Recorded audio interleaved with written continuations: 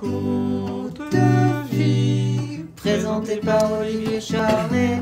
Bonjour Pascal. Bonjour Olivier. Alors c'est une émission un peu particulière de Radio Val d'Azergues et pas que d'ailleurs, puisqu'on est en partenariat avec le Festival européen latin-grec. Et aujourd'hui on est à l'Odéon de Fourvière, dans une émission un peu délocalisée des studios. Et j'ai la grande chance de rencontrer quelqu'un que j'estime beaucoup, qui s'appelle Pascal Charvet, qui est inspecteur général de l'éducation nationale, je pense. Oui, enfin honoraire. Honoraire, qui veut dire que je peux m'exprimer librement. C'est formidable, ça tombe bien, c'est un peu la thématique de l'émission. Donc en fait, je t'ai rencontré, toi, il y a quelques années, quand je m'occupais du plan national de formation pour la communication, les vidéos. Et j'ai écouté quelques-unes de tes allocutions que tu faisais auprès des, on va dire, des inspecteurs, des formateurs. Et j'ai trouvé vraiment qu'il y avait quelque chose d'extrêmement intelligent, d'extrêmement humain. Et enfin, je trouve que c'est vraiment quelque chose qui est vital aujourd'hui, de transmettre l'humanité et de comprendre surtout le sens culturel. Et j'ai perçu en toi, alors c'est des choses un peu particulières qui se dégagent, c'est ce côté artistique en fait. Ça m'a tout de suite plu. En fait, tu parlais de la vie, en fait, tu parlais du théâtre, tu parlais des choses essentielles. Et on va un peu revenir sur ça. On peut commencer sur notre rencontre, comme on peut commencer sur ta vie, du genre comment t'es venu, enfin comment ça s'est passé quand tu étais petit pour arriver à aimer le latin ou le grec. Tu as des ouvertures qui sont multiples. Je peux déjà dire une chose sur notre rencontre, parce qu'elle me paraît importante. Écoute, ça n'est pas... Enfin, je suis connu pour être franc et dire les choses de manière abrupte. Donc, tu verras que là-dessus, j'essaye d'être le plus clair possible. J'ai vraiment beaucoup apprécié la manière dont tu travaillais.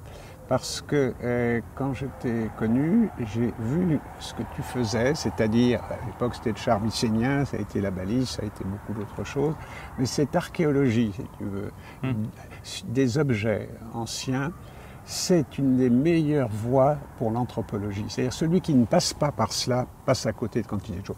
J'en prends un simple exemple, je travaille sur des graffitis en ce moment de Pompéi et je me rends compte, grâce aux analyses d'Italiens assez astucieux, qu'on passe à côté de quantité de choses si on ne refait pas le chemin soi-même.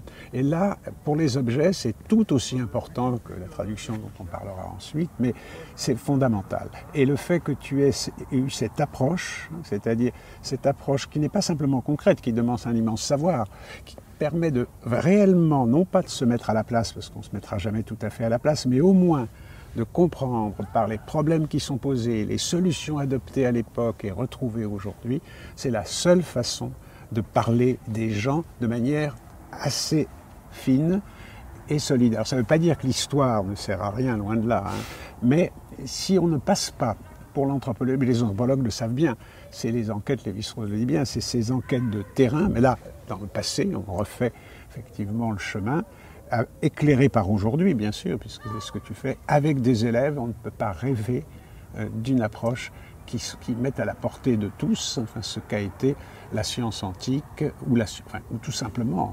l'expérimentation antique. C'est vraiment, enfin, j'allais dire, une voie royale pour la compréhension, évidemment, de ce qu'a pu être, par exemple, un peuple à un moment donné. Enfin, c'est évident.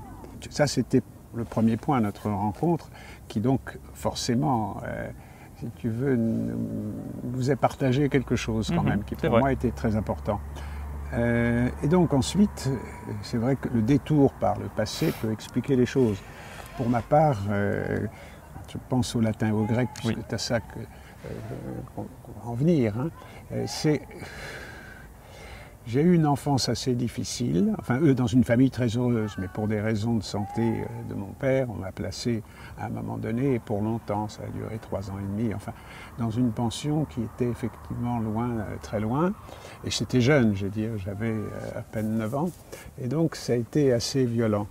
Violent parce que c'était un contexte très dur, où j'ai dû, alors dans ces cas-là, on se soumet ou pas, j'avais une chance inouïe, c'est que j'étais développé physiquement, de manière, enfin c'est horrible de le dire ainsi, mais de manière assez forte, enfin j'étais costaud, quoi, pour le dire simplement. Donc j'ai pu me défendre dans des conditions, parce que c'est pas le seul, enfin, plusieurs, enfin j'allais dire, et donc, mais ça durcit me défendre aussi bien contre l'encadrement, qui était vraiment bestial, dans la plupart des cas, pas toujours, il y avait quelques personnes quand même. Mais enfin, c'était très très dur. Et donc, je m'en suis échappé. J'ai eu la chance ensuite, effectivement, de découvrir vraiment le latin et le grec à Montaigne, dans une classe pilote où je suis arrivé en 4e, parce que comme j'étais jeune, j'ai pu redoubler. Donc et là, je me suis épanoui vraiment. Et j'ai commencé à aimer, effectivement, à rêver à l'Antiquité. Enfin, ça a été un moment fort. Et puis, tout s'est bien passé jusque pendant mes études. Je suis allé en prépa dans un grand lycée et où j'ai eu la chance de faire avec un ami du petit latin et du petit grec de manière extrêmement sérieuse. Qu'est-ce que c'est exactement pour tous ceux qui ne connaissent pas le petit latin et le petit grec? Petit latin et le petit grec, c'est traduire de manière presque mécanique, mais on peut le faire de manière plus enjouée et plus fine, de prendre un texte et de commencer à essayer de le traduire, en vérifiant après avec la traduction si on ne s'est pas trompé. Ouais, mais on essaye de traduire tout un texte entier. C'est un jeu intellectuel en fait. C'est un jeu intellectuel de formation qui était vraiment intéressant. Je le dis parce que jusque-là, tout semblait clair. Et puis, c'était quand même des années particulières où je n'ai pas à me cacher sur mes engagements. J'étais dans quasiment tout le monde a intégré. Moi, je suis parti. Alors, j'ai gardé pas mal d'amitié, bien évidemment, mais je suis parti. C'était l'époque de 68. J'étais hostile, j'étais assez... des parties du service d'ordre qui empêchaient à l'Odéon les jeunes filles du 16e de bousiller la pièce des paravents de Genève.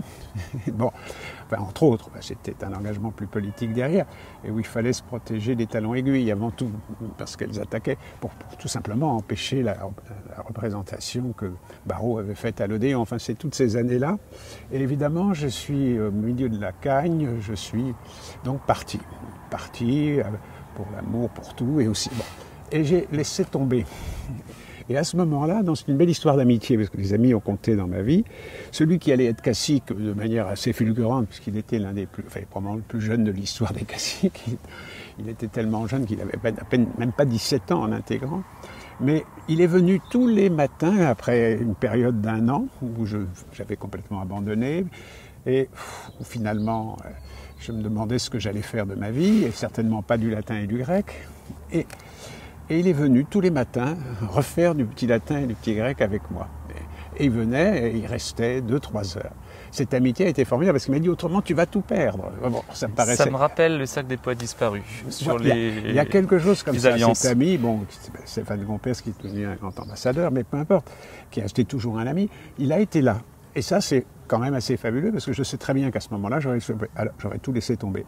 Et ça a même continué ensuite parce que cette amitié, parce que j'ai passé évidemment l'agrégation, mais j'allais dire comme si c'était une formalité assez rapidement, parce que je ne voulais pas le faire, mais je l'ai passé parce que je venais d'avoir un enfant, une petite fille, et donc il fallait vivre. Mais je n'avais qu'une envie, c'était de faire du théâtre, parce qu'à Louis-le-Grand, il y avait Chéreau, qui avait sa troupe. Alors je l'ai connu pas mal après, à travers son assistante, qui était une grande amie, Claudia Pezzaro, mais enfin, disons que sur le moment, j'avais envie de basculer. Mais je ne l'ai pas fait, je ne veux pas me targuer de choses que je n'ai pas du tout faites à l'époque. Et donc, je suis passé du côté de l'enseignement, parce qu'il fallait assurer, les choses. Voilà. Et paradoxalement, tout ça s'est fait dans un climat où je faisais du latin et du grec a priori, mais où j'ai été vite sollicité autour de sujets de théâtre, de poésie, puisque il y a eu cette rencontre avec Char aussi et que j'adorais. Et donc, tout ça, c'est fait rapidement. J'ai enseigné pendant à peu près, disons, plus de 15 ans. Auprès de quel niveau? Quel niveau c'était... Alors, au départ, j'ai connu, parce que j'ai eu quand même cette expérience de départ, que j'ai eu à la fois... à Paris, pas à Paris, à Orly. Je l'avais demandé volontairement, c'était des endroits difficiles, parce qu'à l'époque, il y avait quand même le choix. Enfin, aujourd'hui, c'était quand même, ça nous ramène tout ça, j'ai 75 ans, donc il est facile de voir, à peu près, enfin presque. Et donc, c'était dans des endroits vraiment difficiles, qui ne me semblaient pas difficiles du tout, parce qu'il y avait toujours l'espoir d'un travail, de choses à l'époque, évidemment, dans les années avant 70. Enfin, donc ça m'a toujours intéressé d'amener quelqu'un d'un niveau à un niveau beaucoup plus important. Ça a été, je dirais, ce qui m'a marqué. Donc ça, je l'ai fait avec beaucoup de bonheur. Je l'ai refait dans des conditions absolument... Enfin là, je peux le dire, parce que ça a été une expérience, mais tant pis, on peut le dire aujourd'hui. Oui. Je suis allé comme volontaire technique à La Réunion, soutenu effectivement par un inspecteur, enfin un ancien compagnon de la Libération qui était soutenu, enfin je veux dire, pour appliquer une méthode de viseur qui prenait en compte le créole. C'était la première fois dans ces années 60. Je n'étais pas le seul à le faire, mais enfin on m'avait demandé de prendre en compte le créole. Je l'ai pris en compte et évidemment les élèves alors étaient absolument, j'ai travaillé à un moment donné, cette expérience s'est conduite à Saint-Denis de La Réunion, dans les quartiers où les matins les gosses descendaient, il y avait parfois des gosses qui tombaient de ces cars, ils sortaient évidemment des bidonvilles, et ces enfants étaient merveilleux. Et donc, il n'y avait aucune difficulté. Alors donc, le problème c'est que je pensais que ça allait être quelque chose qui allait évidemment, qu'on allait être content. Évidemment, le Courtou était ravi, il est venu, il a réuni tous les inspecteurs de l'île, mais c'était l'époque, moi, naïvement, je voyais simplement des élèves qui comprenaient. Mais c'était très simple, il suffisait de leur faire voir que dans le créole, quand on dit Donali, par exemple, et la construction, je prends un autre exemple, il y en a une foule, que les mots, qui sont d'ailleurs très poétiques, pouvaient être recompris comme des métaphores. C'était pas très compliqué de le faire passer et de corriger chez eux, de leur montrer qu'il y avait deux langues, qu'ils pouvaient parler les deux, qu'ils pouvaient les parler bien toutes les deux. Et donc, ça a donné des résultats malheureusement excellents. Je dis malheureusement parce que ce qui est vrai, c'est qu'il n'y avait quasiment pas d'agrégés jeunes sur l'île à l'époque, on remonte aux années 70. Et donc, ce qui est vrai, c'est que ça a été un pur scandale quand on a fait venir les élèves, qu'ils ont travaillé pendant plus d'une heure et demie, les élèves de 6e, merveilleusement. Et on a dit oui, c'est un trucage parce que on a pris un agrégé. Et malgré tout, ce dont je me souviens, ça a changé à la réunion de Mercy, mais à l'époque, il fallait, c'était l'expression, fusiller le créole. Donc bon, je ne m'avais pas prévenu, ça me paraissait tellement grotesque. Il s'agissait au contraire de leur faire comprendre comment on pouvait passer, ça s'appelle l'intercompréhension linguistique. Il n'y a rien de bien, j'allais dire, miraculeux là-dedans, mais c'était le minimum qu'on pouvait leur donner. Or, ça ne m'a pas empêché de continuer. Alors je fais une parenthèse pour tout le monde aussi. Moi j'ai commencé sur le principe où tu étais inspecteur général. Ah, mais oui, en fait, oui, c'est parce qu'on est allé un chouïa vite, parce que toi tu es linguiste. Oui. Et comment est-ce que tu définirais ça, avant qu'on revienne justement à la trame historique de la... Alors là, je peux te répondre parce que ça peut donner un sens, si tu veux, à notre entretien aujourd'hui. Parce que toute ma vie n'a été habitée que par une passion, et je le dis vraiment, c'est quand j'avais des élèves ou des étudiants, parce qu'après j'ai eu des étudiants, c'est de leur permettre d'arriver à une maîtrise syntaxique et, j'allais dire, lexicale de la phrase, c'est-à-dire d'arriver, je montais même des clubs d'écriture poétique, ce qui donnait, je veux dire, quand je dis d'écriture poétique, c'était comme les surréalistes, évidemment. Aussi, et tout ça fonctionnait très bien parce que l'idée était toujours de leur donner et de les faire arriver à une forme d'expression, parce que c'est par les mots qu'on peut gagner et c'est par les mots qu'on peut faire fonctionner l'ascenseur social. Alors, c'est pour ça que j'ai rencontré avec tellement de bonheur Pierre Judet et Hans Wiesmann à certains moments de ma vie, qui eux aussi se battaient contre la prison linguistique dans laquelle on enferme ils vont avoir de vocabulaire, 300, 400. Mais ça, je crois que c'est presque une évidence de le dire, constatée par tous les linguistes, tous les sociologues, c'est que l'absence de mots, mais comme bien sûr la pratique est importante aussi, mais si on ne peut pas mettre un mot dessus, elle est terminée. Donc ça, c'est ce qui m'a habité tout le temps. Et alors, pourquoi le latin et le grec? C'est parce que, c'est ce qui m'est apparu rapidement, par le latin et le grec, on arrivait à faire comprendre les valeurs d'usage de la langue bien plus facilement, j'y reviendrai tout à l'heure, et donc de faire progresser des élèves qui venaient de milieux qui, au départ, n'auraient pas cette chance. Et donc ça m'a habité pendant... ça n'a été pas de longues années, j'ai fait 3-4 ans en tout, mais ensuite, je me suis retrouvé, après ces 4 années, dans un centre de formation pour professeurs, puis j'ai donné des cours à la fac, mais essentiellement de français. Et j'ai continué, de français, je veux dire, pour les concours aussi. Et donc, c'est là où j'ai commencé.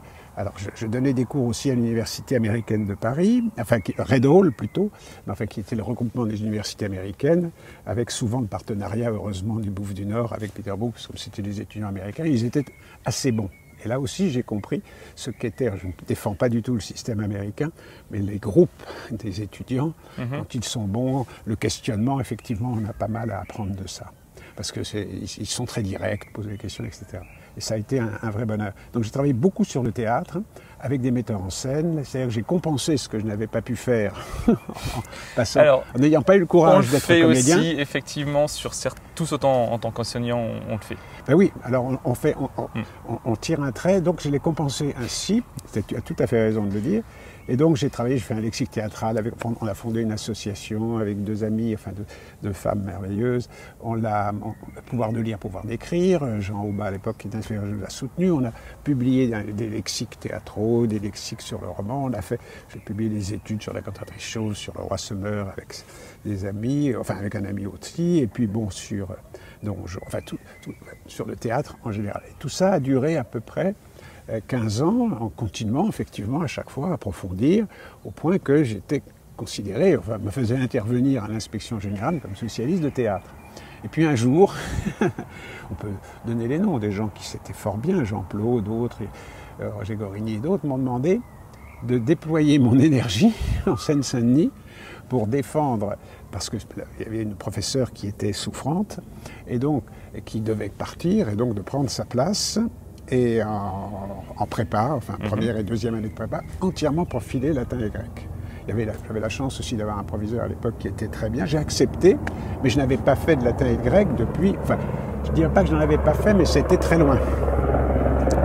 Il fallait que je m'y remette, que je me remette en selle. Et c'est ce challenge qui a été passionnant parce qu'il n'y avait pas d'autre solution que de s'y remettre par la traduction. Parce que je croyais toujours à cette idée... Ce qui nous arrive dans la vie, moi, c'était toujours souvent le hasard, parce que là, pourquoi est-on venu me demander à un moment donné? Mais c'était ce défi, il fallait le relever. Donc, devenir et apparaître devant les étudiants comme un spécialiste de latin et grec et ne pas pouvoir être simplement un spécialiste. Nietzsche s'en moquait à juste titre des spécialistes, mais enfin bon, disons qu'au moins arriver avec ça. Alors, ça s'est passé, et donc j'ai commencé à traduire, mais énormément. J'ai commencé avec une amie, des textes sur l'art militaire, des textes magiques, ensuite les prières avec Paul Venn qui m'a aidé, les prières, les hymnes orphiques. Et puis ça a été de plus en plus avec Jean Yoyot, le voyage en Égypte de Strabon, le ciel avec des astrophysiciens, toujours avec l'idée aussi que ça ne pouvait se faire qu'à travers des regards croisés et d'un savoir partagé. Ouais. Jamais. Alors, c'est pour ça qu'on me dit, ah mais pourquoi tu le fais avec quelqu'un d'autre? Parce que c'est mieux quand on le fait avec quelqu'un d'autre. Le travail que j'aurais fait avec Jean, j'aurais jamais été capable, avec Jean Yoyot, j'aurais jamais été capable de le faire. Non, on apprend tellement avec les autres. Par exemple, je suis arrivé devant Paul Venn. Personne ne connaissait ce texte, il était inconnu à l'époque. Je le retrouve dans l'escalier du théâtre de l'Odéon, enfin encore un autre lieu, enfin bon. Et on commence à parler. Parce qu'à ce moment-là, il faisait des interventions pour Charles. Et on commence à parler, je lui dis, j'ai retrouvé, c'est un manuscrit, un livre, plutôt, il était quand même imprimé, mais qui absolument, il n'en reste que quelques exemplaires. Et il me dit oui, parce qu'il commence à expliquer, c'est les hymnes d'Orphée, il me dit oui, le recueil de Pergame, oui, à Berlin, et il commence à me réciter par cœur le premier poème. C'est-à-dire, c'est pour ça, il y a un génie chez lui, après on peut... moi, je l'ai adoré parce qu'il a été capable d'un seul coup, il avait totalement absorbé le livre au moment où il l'avait lu, cette époque où encore ses mémoires à l'antique, je ne dirais pas à l'ancienne, mais à l'antique, où tout était là. Et donc, bon, je donne l'exemple de ces rencontres, mais il est évident que ce dialogue avec des vrais savants, pour le ciel et les constellations qu'on avait faites avec Arnaud Zucker sur le ciel et la mythologie des constellations, c'est évident qu'on ne pouvait pas le faire sérieusement sans avoir les astronomes. Et on avait avec nous, heureusement, Jean-Pierre Luminet qui nous les avait conseillés, on avait les astronomes et astrophysiciens de l'Observatoire Midi-Pyrénées qui étaient exceptionnels, qui passaient leur temps, et c'est là où j'ai compris que le latin et le grec, c'était quand même beaucoup, des sbroufs dans l'établissement des textes parfois, parce que eux, passant devant la voûte qu'ils avaient, regardaient, mais c'est pas possible, il ne peut pas avoir écrit ça. Et à chaque fois qu'on refaisait le texte, on faisait l'édition d'Ératosthène, à chaque fois ils avaient raison. C'était les copistes ensuite qui avaient déplacé les étoiles dans le ciel, parce que s'il y a bien une chose que que les savants anciens connaissaient, c'était le placement des étoiles. Ça a été l'amour pour Hipparque après, que Arnaud a édité dans une... et ainsi de suite. Donc, mais le travail seul, je l'ai fait pour la poésie. Pour la poésie, j'ai traduit effectivement des anonymes latins, j'ai traduit Paul le Silenciaire, Sappho aussi, j'adorais. C'était extraordinaire, Sappho, d'arriver à retrouver la vraie voix de Sappho, qui n'est pas celle simplement d'une femme, que les anciens hommes ou femmes mettaient au-dessus de tout. Donc, et puis, c'est vrai, les poésies de Properce, que j'adorais, parce qu'il était latin étrusque, mais profondément grec, d'ailleurs, dans les tournures, à l'imprimerie nationale. Et puis après, j'ai continué, mais toujours dans l'idée que ce savoir devait être partagé. C'est ça que j'ai beaucoup apprécié chez toi, vraiment. C'est qu'il n'y a pas... Alors, pour la poésie, c'est vrai que je ne peux pas le faire, ça. Pour la poésie, je ne le ferai pas. Mais pour tout le reste, pour tout ce que j'appelle les textes de savoir, oui. ou même plus d'ailleurs, même pour, par exemple, là, pour l'Anabase que je viens de sortir avec Annie Colonia, c'est évident que le double regard nous a permis de retrouver le style de manière plus juste, le style de Xénophon, qui n'est pas du tout, comme on le dit, empoulé, qui sont des phrases simples, sèches. On a toujours tendance à revenir à une langue préconstruite, qui est celle de la traduction, et qu'on retrouve dans les concours, qu'on retrouve même chez pas mal de traducteurs encore, enfin, pas trop, mais enfin, on en retrouve encore beaucoup, de cette langue un peu élégante, mais faussement. Ça commence à changer, parce que l'éducation a commencé à changer. Ah ben ça change maintenant, heureusement. Et on revient justement à des expérimentations, quels que soient les domaines d'ailleurs. Mais d'ailleurs, je vais dire pour Antigone, ce que j'ai trouvé très très bien dans le projet Antigone, c'est que celui qui à l'époque l'avait fait parce que, par passion, mais aussi, je veux dire, pour des raisons, il fallait qu'il aille vite pour des raisons alimentaires, mais par passion aussi. Le Comte de Lille, c'est magistral. C'est magistral parce que, alors après on peut discuter, c'est vrai qu'on pourrait trouver, mais d'emblée il est poétique. C'est-à-dire qu'il a gardé la trace. C'est ça. Et c'est ce que je voulais sur ce texte-là. C'est ça. Et tu vois, mais c'est pour ça que moi j'ai tout. C'est pas du. Alors, je veux dire, c'est le seul qui est su dans. Ah si, même si j'aime beaucoup moins Claudel, mais bon, je l'adore comme traducteur. Enfin, c'est absolument avec Échille, c'est absolument extraordinaire. Alors là, on a. C'est un peu comme Saint John Perse. Enfin, il y a cette espèce de flamboiement. Là, on est au-delà de la traduction. Enfin, c'est extraordinairement. Enfin, c'est une œuvre. C'est les vers qu'il a traduits. C'est exceptionnel. Enfin, je veux dire, c'est vraiment presque un Graal. Mais le Comte de Lille, c'était parfaitement. Enfin, il avait su saisir ce qu'était la poésie grecque. Oui. Alors là, et pas de manière maniérée. Par exemple, pour Sappho, on a toujours voulu traduire de manière maniérée, alors que Sappho était tout sauf maniérée. Elle était directe, franche, belle, et d'ailleurs belle, svelte, enfin, formait des jeunes filles, évidemment, aussi. Enfin, elle était corrège. Donc c'est tout ça qui m'a amené à le faire. Et je l'ai fait dans un endroit. Alors maintenant, on revient à ce goût, ça qui peut donner une certaine ligne directrice. Je l'ai fait dans un endroit qui était au Raincy, où à l'époque, on recrutait un peu des gens du coin, mais essentiellement Aulnay-sous-Bois, les gosses qui cherchaient, les parents venaient avec... ne lisaient pas les bulletins, ne savaient pas lire, c'était les enfants qui venaient les lire pour eux. On avait tous ces ados que je retrouve aujourd'hui, c'est un de mes vrais bonheurs. Alors il y avait la moitié, mais c'était extraordinaire parce qu'on arrivait à les faire sortir, ils arrivaient après à passer les concours, on les retrouvait à différents niveaux, puis j'avais monté en même temps, par souci concret, toujours pour l'idée de l'ascenseur social. Bon, ça aurait pu être autre chose, mais c'était un cours de civilisation pour Sciences Po que j'ouvrais le samedi matin, où ils venaient très nombreux, c'est de la civilisation grecque, mais appliquée à Sciences Po. Et c'est là où j'étais à la fois heureux, parce que c'était le moment des expérimentations des coins, mais des coins n'étaient pas encore allés assez loin. Il avait tout fait, il avait fait, j'étais tout à fait d'accord, mais il passait le vrai concours, mais ils avaient du mal avec Paris, parce que, en langue vivante, ils étaient toujours pénalisés. Mais en histoire, comme en culture générale, ils avaient des notes absolument très très bonnes. Et c'était vraiment, et ça pour moi c'est la plus belle chose que de les retrouver, parce que je vois sur leur visage qu'ils sont... Alors, j'aimerais que pour ceux qui ont choisi la voie du latin et du grec, mais d'autres ne le sont pas du tout. Enfin, ils ont fait cela, mais ils sont devenus conseillers, parfois même de ministres, de présidents de région. Je les retrouve, et je sais d'où ils viennent, puisque je les accompagnais parfois dans la cité. Donc tout ça, c'est pour ça que j'y crois. Et que pour moi, c'est une chance, l'intégration de ces adolescents, c'est une chance. C'est pour ça que je suis très hostile aux communautaristes, parce que c'est la fin de tout ascenseur, et que ces filles, alors il y avait des garçons aussi d'ailleurs, mais que ces filles, que j'ai vues parfois arriver dans des conditions, une qui était d'ailleurs assez belle, mais quand même, qui avait été le matin sur le quai du métro, j'allais dire au cutter, pas trop, mais quand même complètement esquintée par un groupe de crétins, mais c'est aussi pour toutes ces filles qui, pendant le week-end, allaient enfin pas toutes, mais beaucoup, allaient évidemment chez Carrefour, enfin, compléter, qui faisaient pourtant leur prépa. Et ça, je veux dire, enfin, c'est vrai, ça peut paraître un peu prétentieux ou arrogant, mais on m'avait proposé de revenir à Louis-le-Grand, enfin de prendre la cagne de Louis-le-Grand.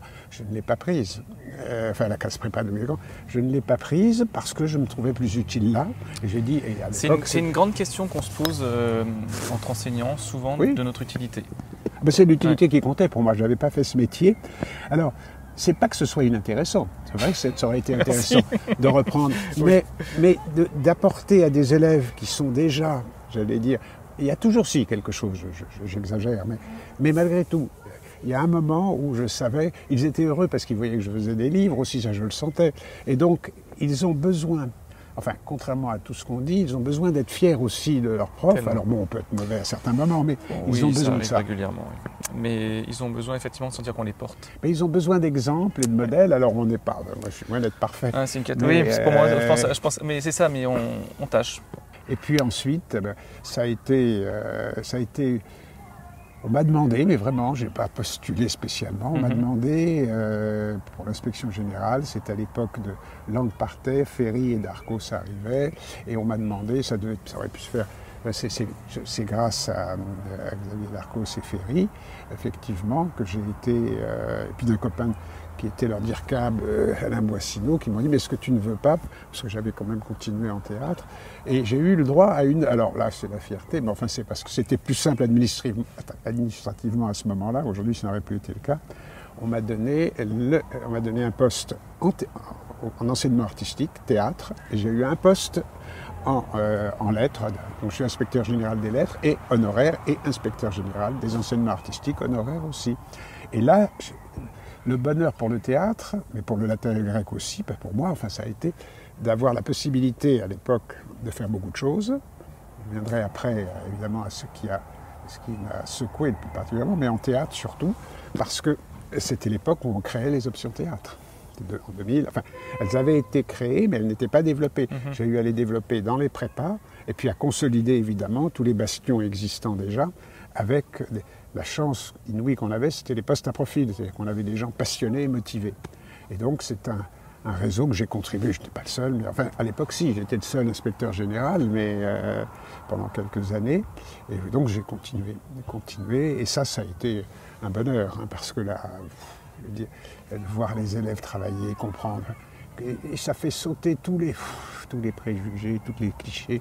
Quand on voit des élèves qui sont capables d'apprendre 200, 300 vers et qu'on est à chicaner avec les enfants, mais dès le moment, mais pour la semaine d'après, ou même pour quelques jours, il faut arrêter, enfin je veux dire, ils sont capables de faire beaucoup plus qu'on ne pense. Tellement. Et ça, c'est la grave erreur de cet égalitarisme stupide de penser que même des gosses qui n'ont pas apparemment, enfin, parce que ensuite j'ai été amené, parce que je suis resté au ministère un moment, mais j'ai bien vu que cette expérience ne me permettait pas quand même d'agir de manière concrète.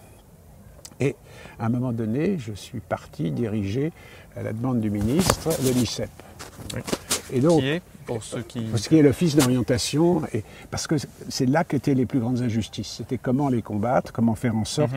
Alors donc j'ai participé, c'est là où j'ai appris un peu, j'avais pas une formation numérique, il faut bien le dire, en 2000, comme j'ai été nommé en 2008, mais je m'y suis mis, j'avais une très bonne équipe, j'ai pu recruter aussi des gens de qualité, et on a pu faire la transformation numérique de l'UNICEF. Et il y a une certaine satisfaction de passer de 500 000 visiteurs, 1 million, à 50 millions au bout de 4-5 ans. Ouais. Et ça, c'est unique, vraiment. Ça, c'était important. Mais ce n'était pas tellement ce succès-là, c'était l'idée de travailler sur la voie professionnelle et la voie technologique.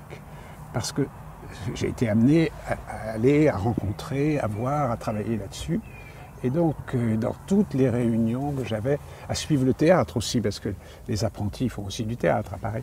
Et donc, à force de les rencontrer, à la fin, ils me disaient, mais allez dire qu'on n'est pas si... Ils me disaient, pas si bête, si con... C'est ça, c'est toujours pénible. Et sincèrement, là-dessus, c'était à chaque fois une sorte de drame parce qu'il pigeait très bien les choses, donc on faisait.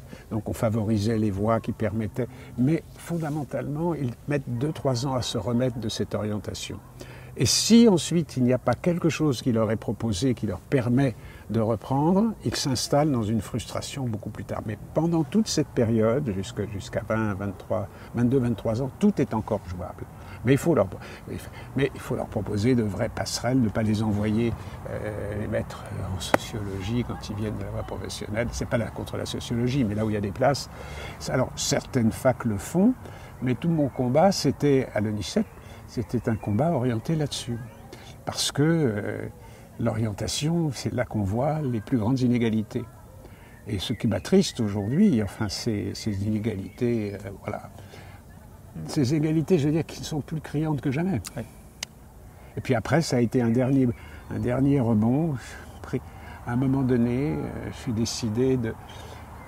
J'avais fait le tour, j'arrivais quand même à un âge presque canonique, j'arrivais presque à l'âge de la retraite, et j'avais été en mission en Polynésie. Je n'étais pas pour les avantages, parce que le poste de Polynésie n'était pas un poste d'inspecteur général, donc je le dis, mais parce que ce n'était pas un avantage financier particulier, mais j'avais sympathisé beaucoup.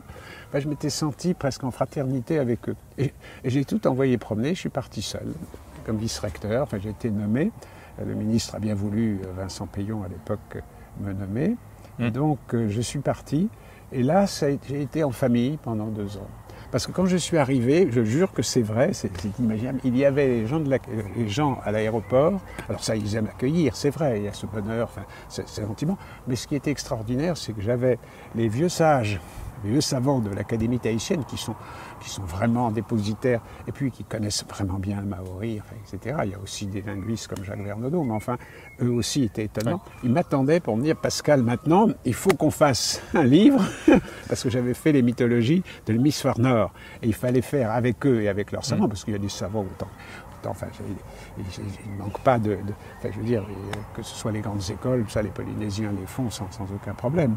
Donc il y avait quand même une intelligentsia qui était là, et d'emblée c'était la famille. On ne va pas t'appeler vice-recteur parce que ça c'est un mot abominable. D'abord il y a vice et puis il y a recteur, ça on n'aime pas, mais donc on t'appelle Pascal, et ça a été vraiment un moment au point, enfin même je peux le dire, c'était tellement puéril cette vision de Paris, grotesque, parce que j'ai été invité chez l'ex-femme de Thémarou, parce que je louais là, mais on me croyait, enfin pas corrompu, mais disons passé, pas corrompu parce que c'est pas la corruption, là c'était engagé politiquement du côté des indépendantistes, ce qui n'était pas le cas du tout, parce que c'est compliqué, les indépendantistes en Polynésie, c'est quand même les grands propriétaires terriens, anglo-saxons, donc c'est pas du tout si simple, simplement. C'était l'amitié, on était reçus, et j'y étais. Bon, il n'y a pas eu d'histoire, au contraire. Après, j'étais très proche du changement. Alors si, il y a eu une bagarre là-bas, forte, mais je n'étais pas le seul. Floss, bon, il était, je l'ai connu assez bien, mais il était tellement malin, ça c'est vrai, malin, mais retors, et ça n'était pas possible. Donc, il y a eu, à un moment donné, alors que Paris croyait absolument, il y a eu un changement auquel on a participé. Enfin, moi, je ne pouvais pas accepter qu'on bâtisse des terrains, enfin qu'on bâtisse des lycées sur des terrains. Enfin, bon, il y avait une corruption évidente. Et puis, Édouard Fritsch est arrivé. Et voilà, tout ça dans un climat que Paris ne comprenait quasiment pas. Tellement ils étaient sur des images archétypales. J'ai pu en parler après avec les plus hautes autorités. Mais oui, ils n'ont pas... Ça a été aussi une expérience sur ce que peut être la France à l'étranger et le déni d'une réalité, où on contrôle encore la Polynésie par tout un haut commissariat qui date. Enfin, je pense que... je veux dire, c'est pas... Et puis il y a plein d'images, de préjugés. Non, j'ai dit, les peuples du Pacifique, ce sont des peuples absolument merveilleux, avec une civilisation qui est millénaire, enfin plus que... millénaire. C'est vraiment important. Enfin, je veux dire, mon cœur y est resté. J'ai dû rentrer pour des raisons. J'étais parti pour y rester toujours. Je suis rentré parce que malheureusement ma fille aînée est morte et j'ai compris la distance d'un accident terrible. Et donc, pendant que j'étais là-bas, rentrer, on ne rentre jamais dans la soirée parce qu'il faut attendre qu'il y ait l'avion. Il faut après 26 heures de vol, enfin 24 heures. Enfin, jusqu'à Los Angeles. Enfin, j'ai compris que j'étais à l'autre bout du monde. Donc voilà. Mais ensuite, j'ai repris, bien que honoraire, on m'a demandé de faire un rapport sur les humanités au cœur de l'école. Alors les humanités, qu'est-ce que c'est? Parce que ça a un sens large. Oui. Mais là, ça a un sens très précis là, aussi. c'était le latin et le grec, Oui. en fait. C'était le latin et le grec, mais avec cette idée qu'on ne sépare pas, et c'est toujours ça pour moi qui est essentiel aujourd'hui, il faut le dire clairement, on ne sépare pas le latin et le grec de l'apprentissage du français. C'est absurde. Alors je ne vais pas, devant toi qui le sais, me moquer des dérives de la grammaire française, je veux dire, qui a perdu la tête. Et pourtant, en tant que linguiste, je peux dire que j'apprécie les théories gnomiennes, enfin, je lis avec bonheur les choses, mais c'est comme l'a très bien écrit Todorov, on ne rebazarde pas aux élèves ce qui est fait pour être travaillé comme hypothèse à la fac. Et nous, on a encombré l'enseignement secondaire de notions. Parfois, je me sens presque coupable pour avoir à certains moments, parce qu'on aime bien employer certains mots, mais enfin ça va faire quand même plus de 20-30 ans que je ne peux plus entrer dans cette plaisanterie sinistre où un élève ne sait plus ce que c'est qu'un complément d'objet. Enfin, des choses très simples. Parce qu'on peut discuter à l'infini. Est-ce que c'est un complément d'objet? Est-ce qu'on pourrait pas dire que... Est-ce qu'un verbe d'état, c'est un verbe d'état ou pas un verbe d'état? Je suis entièrement d'accord. Mais c'est pas la le lieu. base de compréhension, elle doit être simple. Pour construire après, pour affiner. Mais absolument. Là, c'est un des drames qu'on connaît. Alors, les parents essayent de se rabattre sur des méthodes simples, mais comme on continue, j'allais dire, à sortir des âneries, des choses qui sont pas... Elles sont complexes, elles sont pas... C'est pas le lieu... Non, c'est des âneries, pour moi, dans la mesure où on veut... Je veux dire, dans les pays anglo-saxons, pas pour les prendre en modèle, mais en Italie, c'est pareil. On a une grammaire d'usage, simplement, jusqu'au niveau du bac. Et après, on commence à réfléchir sur la langue. Et c'est intéressant. Nous, on veut faire, par une espèce de maladie instinctive, on veut faire des élèves, des gens capables d'analyser les théories de l'aspect. Enfin, c'est hallucinant. Alors aujourd'hui, on en est à un point tel qu'on ne sait plus, enfin, les agrégatifs ne savent plus ce que c'est qu'une relative, distinguer le que relatif du que, enfin je veux dire, et ça, au lycée, on n'en parle même plus. Est-ce qu'on peut parler, me demander un jour un inspecteur encore en troisième de complément d'objet? Enfin, on en est là. Alors, les élèves, pourquoi les inégalités? Parce que les élèves qui sont effectivement avec des parents qui leur expliquent ou qui leur traduisent, ou comme on le fait, je donnerai un exemple simple, une collègue qui me le confiait à Louis Grand, chaque année, elle a pour tâche, pendant les 8 premiers jours, de prendre tous les élèves et de leur faire uniquement de l'analyse logique et syntaxique intelligente, bien sûr, mais de les remettre à flot pour qu'ils puissent être opérationnels dans les langues vivantes, parce que ça n'est pas vrai que les autres langues vivantes ont évolué comme nous. Donc ça, c'est encore une fois, j'allais dire, un de ces éléments on devrait pour une fois dire qu'il y a une grammaire d'usage et éviter d'étiqueter de manière grotesque, chacun se battant pour sa chapelle, et en revenir. C'est pas être réactionnaire, c'est donner aux enfants, enfin de ne pas brider les enfants dans leur expression, et au contraire, travailler sur la maîtrise syntaxique. Alors, le latin et le grec là-dessus, on le sait par les enquêtes de l'ADEPE qui l'ont montré très clairement à l'époque, en 2015, quand le latin et le grec ont été supprimés, enfin, ont commencé à vouloir être supprimés. On a un peu caché la partie de cette enquête, mais qui était très réelle, c'est que dans les quartiers, enfin comme on peut dire, dans les zones d'éducation prioritaire, c'est 40% de plus d'élèves qui s'en sortent quand ils font du mais qui partent. Et là, ça a été étudié sérieusement, parce que l'ADEPE est quand même, j'allais dire, ils sont sérieux là-dessus, les enquêtes sont bien menées. C'est des gosses qui viennent tous des mêmes quartiers, enfin je veux dire, dans les mêmes conditions. Et donc, il y a bien une réalité, parce que ce qu'on ne veut pas accepter, c'est... Moi, autant je suis partisan de montrer tous les métissages du français au cours du temps, et il y en a avec l'arabe, avec d'autres langues, avec l'anglais, mais fondamentalement, les langues classiques de l'Europe et de la France, c'est le latin et le grec à 80%, au point même qu'on produit encore des mots. Donc c'est pas un combat d'arrière-garde, c'est montrer que c'est par la confrontation du latin et du grec qu'un élève comprenne, comme je donnais l'exemple pour le créole, c'est montrer comment ça fonctionne en latin. Si on fait de l'allemand, on va mieux comprendre les déclinaisons à chaque instant et le sens des mots. Voilà, c'est surtout ça. C'est ce qui m'a fait le plus mal au cœur. C'est pour ça que j'ai fait le rapport, enfin que j'ai été heureux de le faire. Alors, le rapport sur le rapport PISA, c'était le rapport PISA qui est toujours valable. C'est qu'un élève français à 10-11 ans, c'est terrible, va mettre 5 à 6 fois plus de temps, ou lire plutôt, non, c'est plutôt l'inverse, et c'est terrifiant, lire, comprendre dans le même temps qu'un autre élève d'Europe, on est dernier, hein, derrière Malte, et donc va mettre, non il y a Malte qui est derrière, c'est tout, et donc va mettre, j'allais dire, dans le temps qui est donné, va lire une page, parfois qu'une demi, et la comprendre, en restituer la compréhension.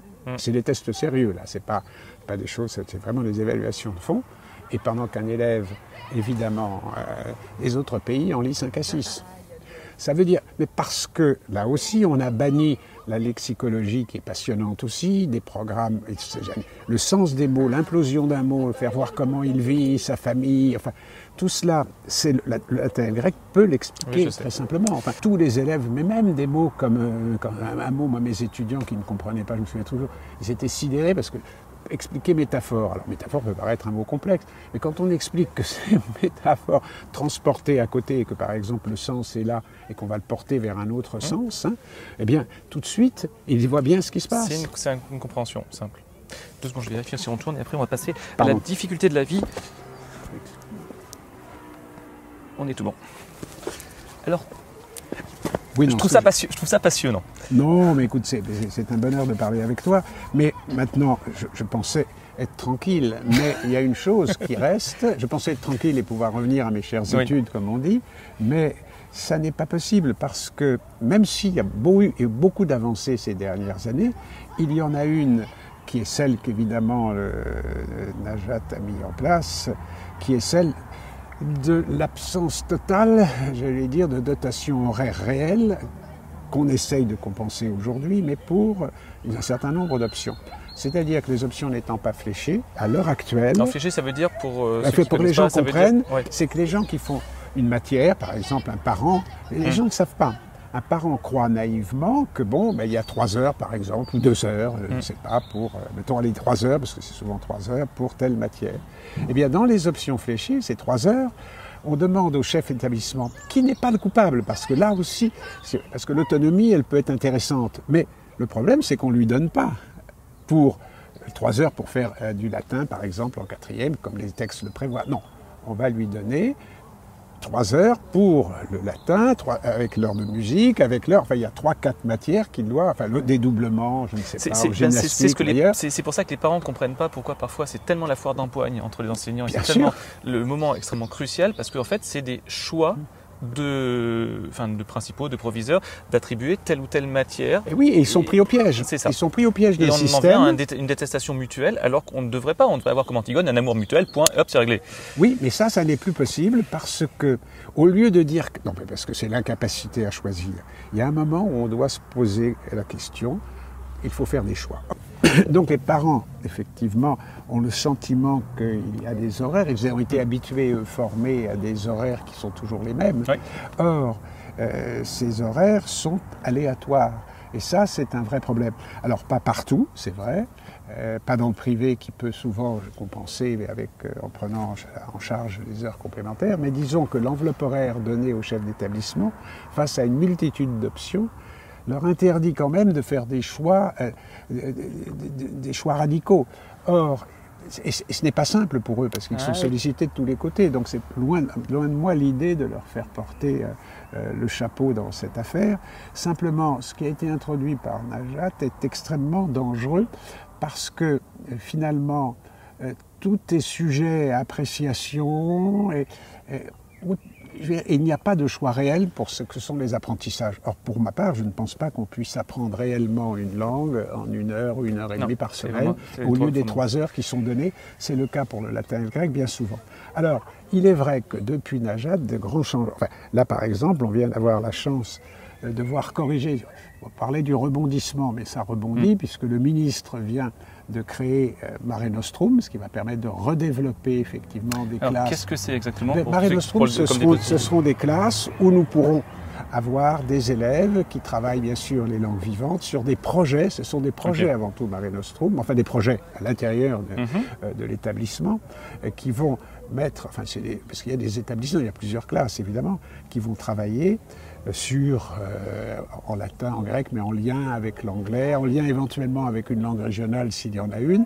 C'est-à-dire, c'est de faire fonctionner à fond l'intercompréhension linguistique et puis, évidemment, Alors qu'au départ, on avait lancé les classes Méditerranée, mais qui étaient liées uniquement à l'arabe, et les parents eux-mêmes trouvaient que ça faisait ghetto à la fin, si avec la... Et c'était les parents, j'allais dire, d'origine évidemment arabe, enfin français mais arabe bien sûr, mais qui trouvaient que c'était aussi, qui se plaignaient du fait qu'il fallait d'autres langues. Donc ce sera bien sûr aussi bien l'arabe, mais ce sera aussi l'italien, ce sera aussi, enfin je ne veux pas énumérer, ça va dépendre des lieux, mais c'est ce travail qui va se faire autour de projets, alors de projets qui pourront être artistiques, de projets qui pourront être numériques. Enfin, du moment qu'il y a quelque chose de tangible et où les enfants, oublie, où les élèves voient l'aboutissement, c'est-à-dire l'objectif. Oui, bien sûr. Ça permet de tenir et ça permet d'avoir une concrétisation pour eux, de se dire qu'en fait c'est pas que du scolaire, c'est pas qu'inutile en fait, et qu'il y a vraiment une complétion, mais pas du tout, mais qu'il y a vraiment une réalisation. Oui. Et franchement, ça serait Alors, bien de revenir. Il y aura des réalisations, bien sûr, dans les classes Mare Nostrum, ce sera le principe même. Il y a une autre décision qui me paraît très importante, qui est celle de l'introduction du latin en voie technologique. Moi, je fais partie de ceux aussi qui continuent à se battre pour remettre la philo, j'allais dire, en voie professionnelle. Pour les voies technologiques, ça n'était pas fait. Maintenant, ce sera possible. C'est-à-dire que les élèves de voie technologique pourront avoir un enseignement de latin et grec. C'est important parce que c'est dire aussi que ce qui est considéré d'ailleurs comme élitiste, de manière aberrante, parce que dans les banlieues, même si les gosses sentent qu'ils apprennent quelque chose qui est important, qui est à l'origine d'une civilisation, enfin d'une société, d'une culture plutôt, eh bien, c'est quand même le partage pour tous. Je veux dire par là que dans le lycée technologique, un élève puisse s'intéresser au sens des mots, enfin, c'est aussi l'aider à être meilleur en français. Et c'est l'aider. À chaque fois, c'est comment leur donner davantage de moyens en français, élargir leur lexique par la connaissance d'une famille de mots. Enfin, je donne toujours cet exemple, je le redonne, qui est assez classique, mais un jeune élève, scrupule, c'est compliqué à expliquer. Simplement, quand on lui dit en latin scrupulus, le petit caillou dans la chaussure, bon, et le latin est très concret. Je veux dire, on peut à chaque fois trouver... Alors, il n'y a pas que ça, il y a bien sûr les mots concepts qui sont fondamentaux, c'est tous les mots qui nous façonnent aujourd'hui, avec lesquels on parle de politique, de guerre aussi, enfin, tous ces mots ont été forgés par le latin et le grec, ne l'oublions pas. Donc c'est approfondir dans le temps leur connaissance. Et il y a aussi alors une mission académique qui va être créée pour éviter que les heures ne soient pas données de manière trop aléatoire. Donc les missions académiques dans chaque académie devront veiller à ce que ne se produisent pas mais ça va pas être simple, c'est un long combat. C'est pour ça que ça va être un long combat pour rebondir après ce qu'a fait, et je le dis parce que ce qu'a fait Mme Belkacem qui est inadmissible. Blanc, très factuel, oui. Ça nous a mis. Donc c'est un long combat, mais on voit aujourd'hui, j'allais dire une lumière, mais la victoire ne sera réelle que le jour où, ne dis pas qu'on pourra arriver à tout, mais qu'au moins on ait un choix qui soit un choix européen. Oui. Parce que le ministre l'a dit, c'est la défense européenne, parce que tous les pays européens ont quand même des formations solides. Nous, on ne peut pas continuer avec des horaires qui sont à la carte. C'est pas possible. Alors, je veux dire, ça ne veut pas dire en faire, mais enfin, c'est pas plaider pour, c'est pas un lobbying. C'est que si c'est utile, il faut le faire. Et moi, si je suis si heureux d'introduction en voie technologique, c'est parce que c'est le signe, ce à quoi je crois, c'est que le latin et le grec sont pour tous. Je fais partie de ceux qui l'ont cru et qui l'ont porté. Il y en a plein d'autres qui le portent aujourd'hui. Et ignorer cette dimension, cette dimension, j'allais dire, altruiste du latin et du grec, c'est grotesque. Ce qui me fait penser tout ce que tu dis là sur le fait de te battre, parce que visiblement sur tout ce parcours de vie qu'on a fait rapidement, il y a cette thématique du combat et de la lutte et de l'engagement qui les revient. Tribunes libres, j'ai fait une tribune libre sans Racine et sans elle, bien sûr, et on pourra la refaire s'il faut un jour la faire. Enfin, je veux dire, si jamais on revient à cette situation, parce que on ne peut pas. Enfin, le déni est quand même un mal français. On ne peut pas dénier comme on l'a fait dans le primaire, parce que l'un des problèmes, pourquoi est-ce que, comme je le disais tout à l'heure, les élèves ont tant de mal à comprendre? C'est qu'on ne forme pas. Alors si, il y a quand même des professeurs des écoles qui se forment avec Robin Renucci, on est allé même par le théâtre, essayer de faire comprendre le sens des mots, on est allé ensemble, c'est assez merveilleux. Il y a des expériences, il y a des choses qui se font. Mais de la manière la plus générale, il n'y a pas de formation suffisante sur le lexique, ni même... Et quand je dis lexique, c'est faire comprendre, faire sortir les élèves de...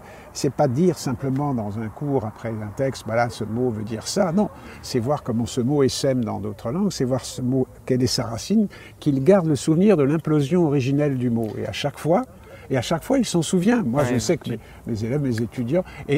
mais on a chassé cette étude, enfin, comme le dit très bien Jean Pruvot, qui est un lexicographe, on les a chassés, effectivement, du primaire en particulier. Alors, sans le dire, mais ce structuralisme, ce simplisme, je dirais, strictement synchronique, est mortifère. Parce qu'on a besoin de comprendre comment les choses se sont faites. Un peu, c'est pas faire que de l'étymologie, bien évidemment, mais en Italie, c'est impensable de dire qu'on ne va pas essayer de travailler sur le sens originel du mot et ce qu'il est devenu. Alors, on avait fait un sondage, je le dis, parce que on a quand même le chic en France pour faire ce que les élèves ne veulent pas. Et donc, et ne pas faire ce qu'ils veulent. On a fait un sondage, d'ailleurs, quand on a voulu lancer un lycéum, parce que c'est obligatoire. Qui est une plateforme fantastique sur le monde antique, même large, d'ailleurs. Oui, on a essayé, donc, et on voulait quand même avoir, le ministère a tenu à ce qu'on fasse un sondage, ça s'est fait dans la banlieue, ça a retrouvé plein d'autres endroits, auprès des ados de 12-13 ans, pour voir un peu quels étaient leurs choix au collège, dans les collèges. Et donc, arrivé en premier, la mythologie, et en second, l'histoire des mots. C'est-à-dire qu'ils adorent qu'on leur raconte l'histoire des mots. Ouais. Et ça, dans des coins qui sont des quartiers, enfin, où il y a quand même pas mal de quartiers, on n'était pas, j'allais dire, dans le 7e arrondissement. Ils veulent comprendre, et ils ont l'impression d'avoir un pouvoir, alors on donne la possibilité de comprendre, et de leur donner une explication, et puis ça peut se faire sous forme de jeu, enfin on le sait, à Lyon, vous le faites. Non. Et ça, c'est un travail de fond, on doit le faire tout le temps. Parce que c'est comme ça qu'on enrichit le lexique des élèves et on enrichit leur culture.